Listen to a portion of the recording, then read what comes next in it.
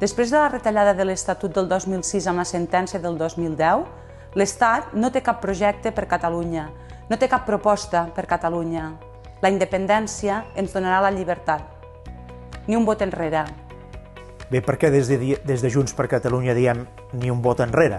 Perquè aquest és el nostre lema de campanya. Doncs perquè quan estàs fent el pols amb algú que és molt fort, com ho és l'estat espanyol, el que necessites és que cada cop que sigui possible guanyar força per aguantar aquest pols i en el seu moment poder-lo guanyar.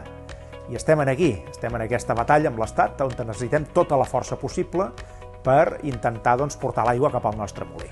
I parlant d'aigua cap al nostre molí, portem candidates com la Maite, com la Concep, que són persones que estan acostumades a treballar en el dia a dia, a parlar amb la gent, a escoltar els problemes de la gent concreta, de les persones de carn i ossos, de tots vosaltres, el que m'esteu escoltant.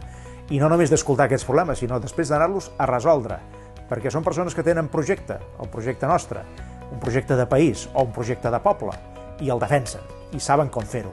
I davant d'una gent que no tenen projecte, com en l'estat espanyol, que no tenen cap projecte per Catalunya, més enllà de la repressió, més enllà de fer mal, més enllà de les amenaces, més enllà de les venjances, etc., val la pena que hi hagi algú a Madrid que des de ni un pas enrere, i per tant ni un vot enrere, es pot quedar, a més, vagin a defensar primer el nostre projecte i a fer tota la força possible perquè aquest estat que ens agradeix finalment algun dia entengui que l'única solució possible és seure en una taula, parlar i arribar a acords. Nosaltres volem això.